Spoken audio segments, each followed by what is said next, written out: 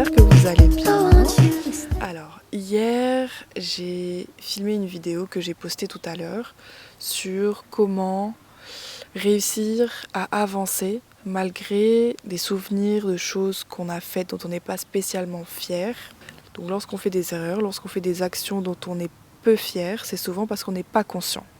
Maintenant qu'on est conscient, qu'on se rend compte que ça, on n'en veut plus, qu'on arrive à se pardonner, est-ce qu'on est nécessairement obligé de pardonner les autres ? Il y a différentes situations, différents cas de figure. Donc on a des personnes qui nous sont très proches, donc les membres de notre famille, nos meilleurs amis, les personnes qu'on côtoie tous les jours.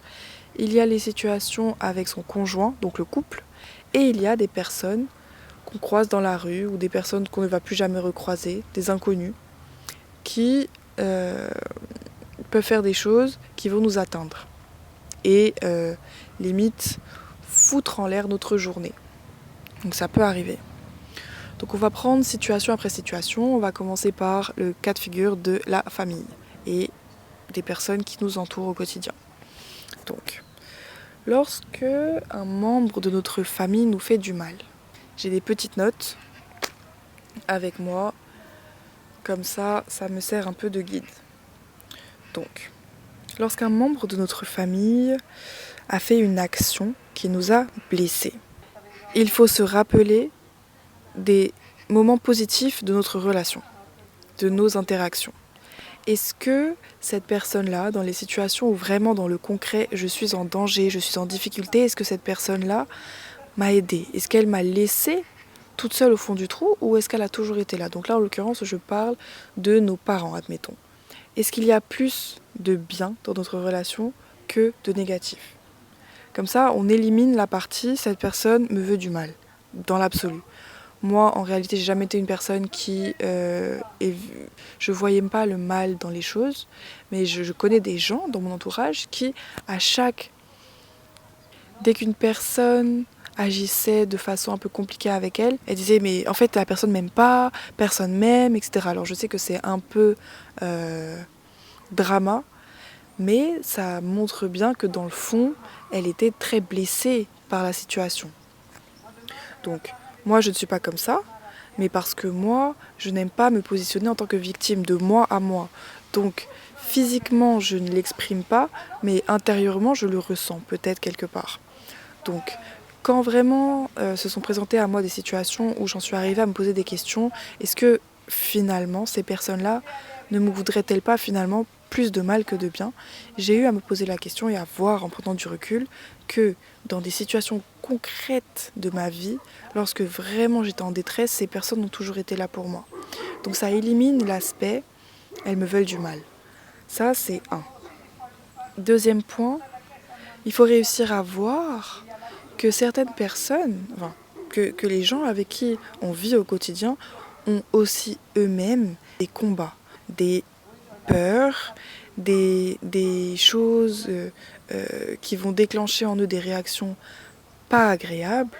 Peut-être que la personne en face de toi qui t'a blessé, elle réagissait à quelque chose que tu as pu faire ou que tu as pu dégager qui la blessait en retour. Prendre du recul et analyser les situations. Est-ce que cette situation mérite vraiment que je sois outrée, que je sois blessée dans mon intégrité et que je le prenne personnellement ? Parfois, les personnes qui blessent sont des personnes blessées. Donc ça, c'est ça. Maintenant, on arrive à des situations où on se rend compte qu'à force de rester, à force d'accepter, à force de comprendre que l'autre aussi est blessé, on en arrive à se diminuer. C'est-à-dire accepter que l'autre prenne le dessus. Ce que moi je fais, je prends de la distance. Ça ne veut pas dire que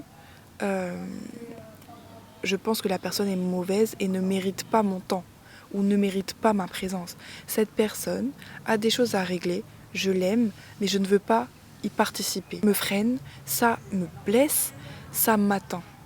Mais je l'aime quand même, parce que je vois qu'elle a ses propres enjeux, elle a ses propres combats, elle a son propre chemin. Je peux être là quand je me sens bien, mais quand je suis fatiguée, quand je suis en manque d'énergie, quand moi aussi j'ai besoin de réconfort, que je suis fragile, je ne vais pas me mettre dans un combat de coq, je ne vais pas me mettre, je vais pas accepter des choses parce que j'ai une compréhension autre que cette personne-là. Et je nous laisse à tous les deux l'opportunité d'avancer l'un et l'autre en paix. Et peut-être que le jour où le soleil reviendra pour cette personne et pour moi aussi, on pourra se retrouver. Et ça ne veut pas dire que ça doit durer des mois, ça peut durer 3 jours, ça peut durer une après-midi, ça peut être juste je vais dans ma chambre et je m'apaise. Et voilà. On va prendre le cas de l'amour. En réalité, je pourrais le mettre dans la situation de la famille et des amis proches, de notre entourage proche. Mais l'amour, le couple, c'est encore un autre sujet. Pourquoi ? Parce que le couple, c'est vraiment la personne avec qui on décide de passer le reste de notre vie. Enfin, le couple. C'est l'environnement dans lequel on décide de passer notre vie. C'est la relation dans laquelle on va investir le plus. Et donc, c'est la personne avec qui on doit apprendre à vivre. Par choix, surtout. Donc, c'est la relation la plus importante de notre vie. Ça mériterait une vidéo dédiée, mais on peut déjà commencer à aborder le sujet. En termes de pardon, déjà, il faut commencer par connaître la personne. Connaître la personne dans son fort intérieur, dans son cœur.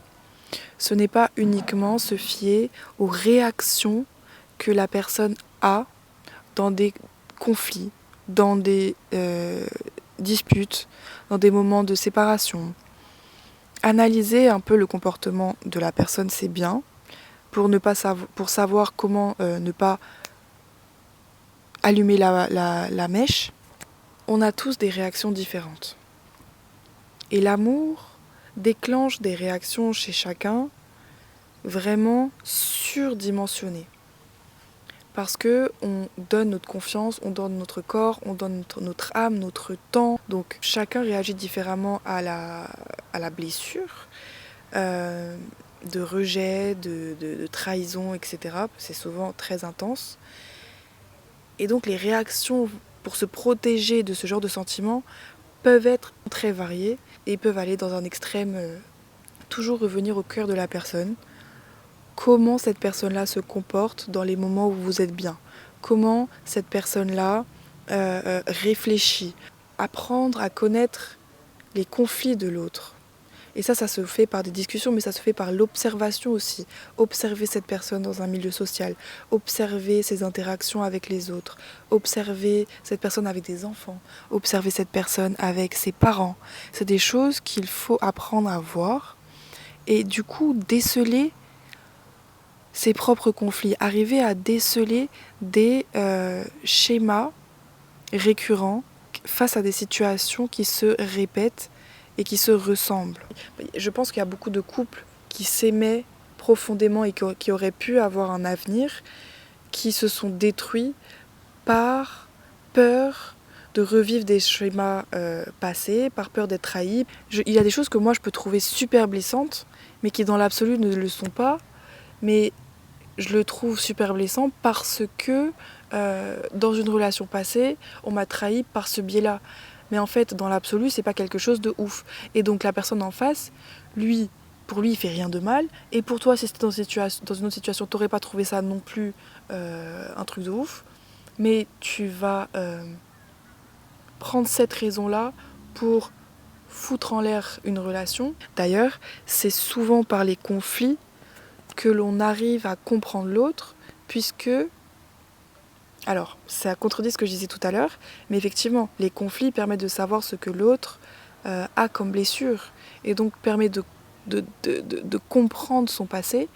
Souvent, ce sont des choses qu'il ne va pas te dire, mais que tu peux déceler toi-même, si plusieurs fois vous êtes disputés pour telle ou telle raison, et si tu écoutes bien et que tu lis entre les lignes, tu peux réussir à déceler des choses et donc toi aussi adapter ton comportement, parce que si c'est vraiment quelqu'un que tu aimes, tu es en mesure d'arrêter des comportements que tu as si vraiment ça blesse la personne que tu aimes. Sur la balance de la paix de mon partenaire et cette action que je fais qui finalement en réalité peut-être qu'elle me sert pas tant que ça, je préfère respecter les limites de mon partenaire plutôt que de faire quelque chose qui en fait peut-être ne me fait pas tant de bien que ça. Donc comment pardonner son partenaire? Le pardon, c'est quelque chose à prendre au cas par cas. Ça rejoint ce que je disais par rapport à la famille, mais juste j'avais besoin de préciser certaines choses dans un couple. Chacun a son bagage et si vraiment c'est quelqu'un que vous aimez, ça mérite d'être réfléchi, d'être entendu, d'être observé, d'être pris pas après pas. Effectivement, les actions c'est bien, mais les actions sont des conséquences du passé. Tout peut être dit, tout peut être exprimé. Donner la possibilité à l'autre d'être entendu, de s'exprimer sans nous-mêmes surréagir, sans nous-mêmes imposer notre propre vision des choses et le faire avec calme. Donner l'opportunité à l'autre de se sentir compris et puis de ne pas se sentir en conflit, de ne pas se sentir jugé. Donner un espace, offrir un espace, créer un espace ensemble de découverte de l'un et de l'autre, et puis de conversation où tout peut être dit sans jugement.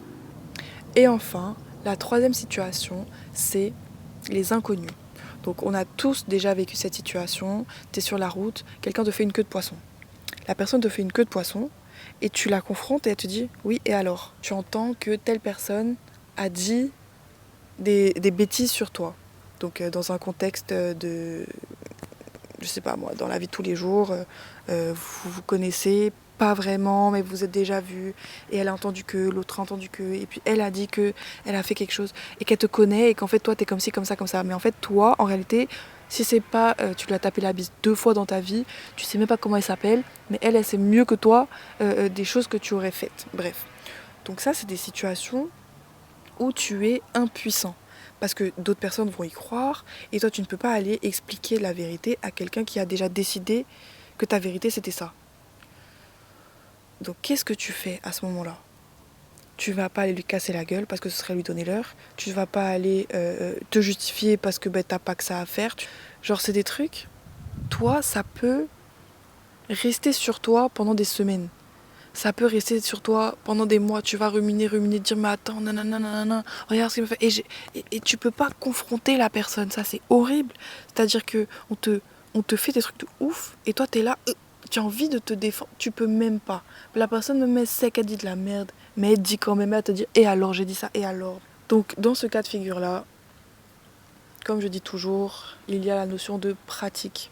Pratique du self-control, pratique de la connaissance de soi, pratique de l'esprit, du corps, faire un travail d'ancrage et de connexion au ciel, au divin. Ne plus donner accès à ces personnes-là, voilà, et te protéger pour que tu deviennes inébranlable.